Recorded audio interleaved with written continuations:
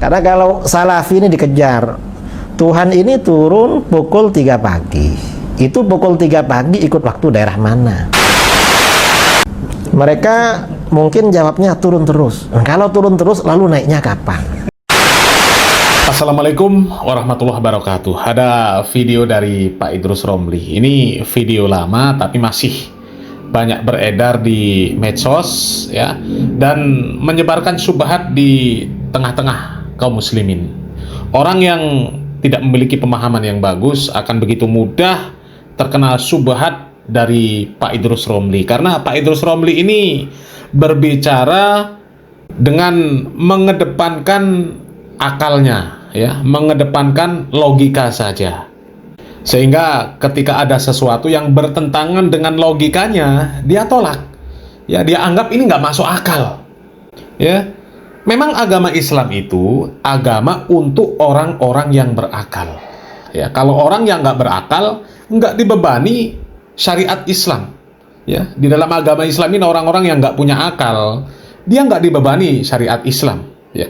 Yang dibebani syariat Islam ini adalah orang-orang yang mukallaf ya. Mukallaf itu baligh, berakal sehat ya, kemudian sampainya dakwah Islam kepada dia ya, kemudian berfungsi panca inderanya ya secara normal ya. Itu orang-orang mukallaf ya. Kalau ada orang yang anak-anak ya, maka dia tidak dibebani syariat, belum baligh ya. Kemudian orang yang nggak berakal, ODGJ, nggak dibebani syariat ya. Kemudian orang yang dia ya mungkin selama hidupnya tidak tersentuh oleh peradaban ya, mungkin berada di tengah hutan, tidak tersentuh dakwah sama sekali ya, sehingga Islam ini nggak sampai kepada dia. Sehingga orang seperti ini tidak dibebani syariat Islam. Ketika nanti di hadapan Allah Subhanahu wa Ta'ala, orang seperti ini nggak ada hisab ya. Kemudian orang yang nggak berfungsi panca inderanya secara normal, yaitu mirip-mirip dengan orang yang ya nggak berakal sehat lah ya, mirip-mirip seperti itu, sehingga dia tidak bisa memahami perintah ataupun larangan yang ada di dalam syariat Islam. Orang seperti itu ya tidak dicatat amalnya oleh Allah Subhanahu wa Ta'ala, orang yang nggak dibebani oleh syariat Islam ya. Tapi kalau orang-orang seperti Idrus Romli ini ya, sebenarnya akalnya bisa dimanfaatkan ya.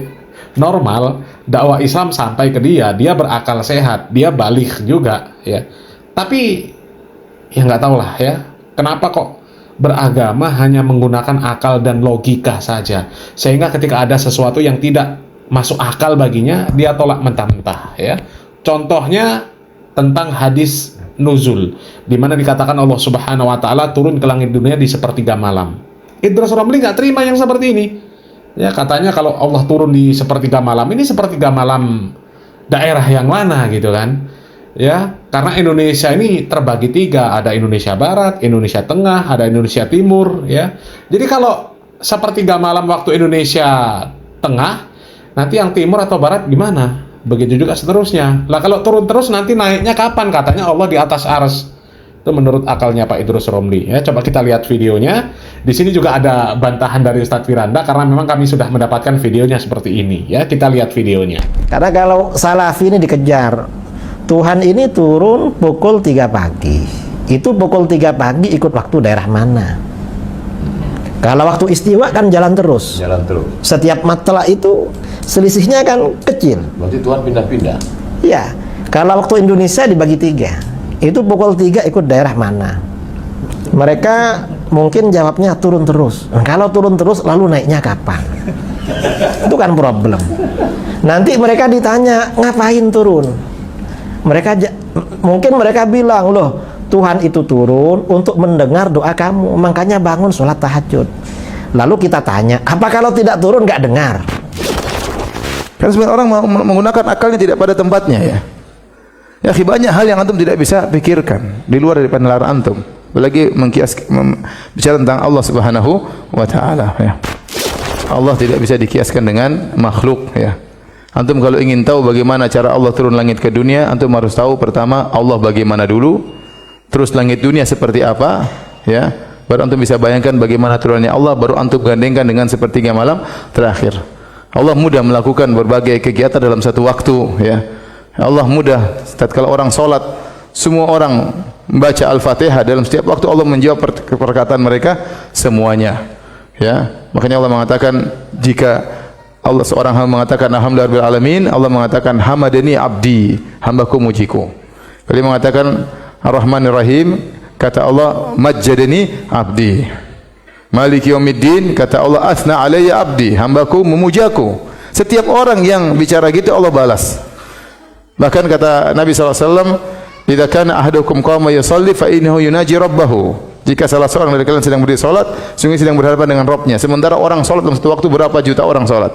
Allah bisa jawab semua permintaan mereka, Allah bisa bicara mereka dalam satu waktu. Demikian juga wa huwa sari'ul hisab. Allah mudah hisabnya. Allah akan menghisab berapa miliar entah triliun manusia.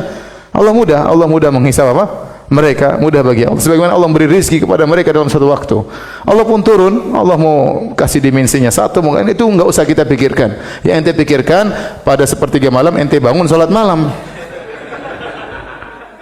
Jangan ente bangun sepertiga malam, ini Allah lagi di mana ini? Apa yang pikirkan? Itu bukan tugas ente, di luar kemampuan ente. Ya, itu jawaban dari Ustadz Firanda Andirja terhadap orang-orang seperti Pak Idrus Romli yang mereka ya hanya menggunakan akal dan logikanya saja untuk menimbang benar atau salahnya sebuah keyakinan maupun sebuah amaliyah. Ya, sebagai contohnya itu tadi, ya sudah dijelaskan sama Ustadz Firanda. Memang kalau hadis yang sahih itu nggak mungkin bertentangan dengan syariat Islam, nggak akan mungkin bertentangan dengan akidah-akidah yang sahih, ya. Sebagai contoh, berkeyakinan bahwasanya Allah Subhanahu wa taala turun di sepertiga malam ke langit dunia. Hadis itu sahih. Maka kita nggak perlu memikirkan bagaimana Allah Subhanahu wa taala turun, karena memang Allah Subhanahu wa taala nggak sama dengan makhluk. Kalau dipikirkan berarti mikirkan makhluk. Kalau Allah turun sepertiga malam daerah mana? Ya. Kemudian kalau Allah Subhanahu wa taala turun terus naiknya kapan? Kalau dikatakan Allah di atas arsy, terus ketika Allah turun arsy-nya siapa yang ngisi? Kosong dong, ya. Itu kan akal-akal yang digunakan oleh Pak Idrus Romli CS untuk membantah dalil-dalil yang sahih karena bertentangan dengan akalnya, ya. Padahal ya yang disampaikan Ustadz Firanda tadi, Allah Subhanahu wa taala menjawab setiap bacaan Al-Fatihah orang yang melakukan sholat. Loh, dalam satu waktu yang sholat itu berapa banyak orang? Dan waktunya nggak sama. Kadang satu kampung saja antara masjid dan musola, masjid satu dengan masjid yang lain, itu hanya terpaut kadang-kadang ya hitungan detik, hitungan menit dan sebagainya. Ya, kalau pakai akalnya Idrus Romli kan akhirnya repot juga. Ya, ketika di masjid A itu sudah membaca surat Al-Fatihah ayat 1 ya, sementara yang lain baru qomat. Yang lain sudah sampai ayat 2, ayat 3, ayat 4, ayat 5, ayat 6, ayat 7. Ada yang sampai ya sudah membaca suratan. Ya. Terus Allah jawabnya gimana? Kalau dikatakan Allah Subhanahu wa taala menjawab semua bacaan Al-Fatihah orang yang sholat. Ya kan repot kalau seperti itu. Ya, jangankan Allah Subhanahu wa taala, malaikat saja kalau dipikir dengan akalnya Idrus Romli, ketika banyak orang yang meninggal dunia, ya mana yang ditanya dulu, mana yang ditanya man rabbuka, man nabiyuka, madinuka, mana yang ditanya dulu? Ya, jadi ketika dihadapkan dengan dalil-dalil yang sahih, sudah kita taslim. Ya, kita meyakini ketika Allah Subhanahu wa taala mengatakan sesuatu, Rasulullah Shallallahu alaihi wasallam mengatakan sesuatu, dan itu para ulama mengatakan hadisnya sahih, ya sudah kita yakin saja.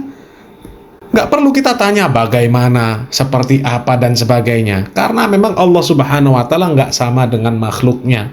Laisa kamitslihi syai'un, ya, nggak ada yang semisal dengan Allah Subhanahu wa taala. Ini Pak Idrus Romli kok bertanya bagaimana, seperti apa. Innalillahi wa inna ilaihi raji'un. Ya, mudah-mudahan orang-orang yang terkena syubhat dari Pak Idrus Romli segera sadar. Salam akal sehat. Barakallahu fikum. Wassalamualaikum warahmatullahi wabarakatuh.